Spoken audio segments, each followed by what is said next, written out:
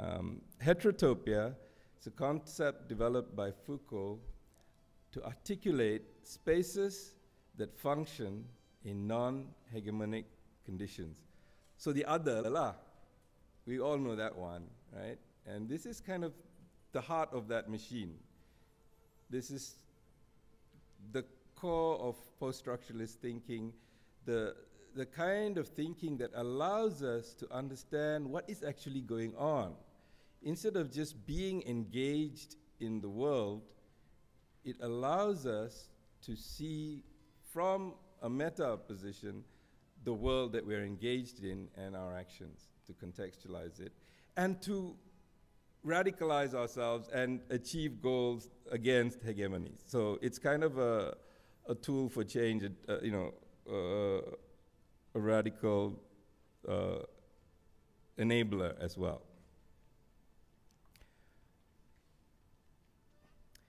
There are two kinds of heterotopia.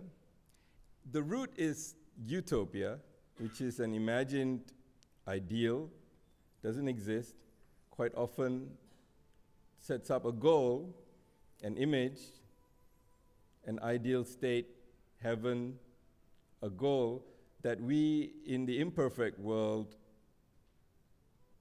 work towards by action. So utopia is something towards which we can work, and therefore it is again a kind of engine for action.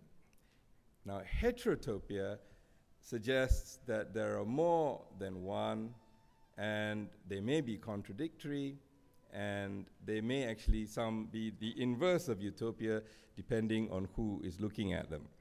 So Foucault sees two kinds. Heterotopia of illusion creates spaces that or expose the real, creating illusory spaces that make us understand the real. At this point, I think it'd be useful to say that I'm using my experience of being virtual online in terms of being engaged with Malaysia as the virtual, the illusory, and the real as being coming home to the haze and the durian. Right? A hell of a combination, let me tell you that.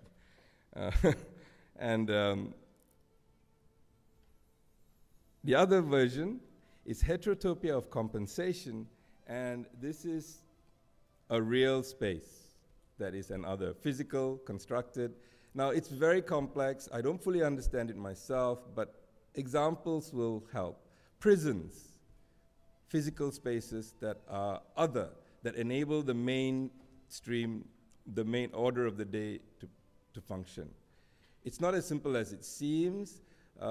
Liberal states have severe prison systems, the prison industrial complex in the United States, with the largest number of incarcerated human beings per capita in the world.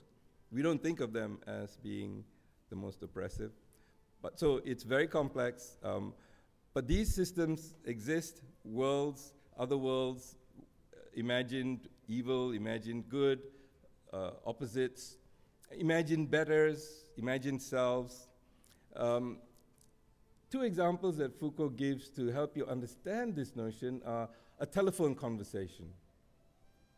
How many people on cell phone picking their nose, not aware that they are in a physical space that involves others? Suddenly they're somewhere else with the person that can't see them.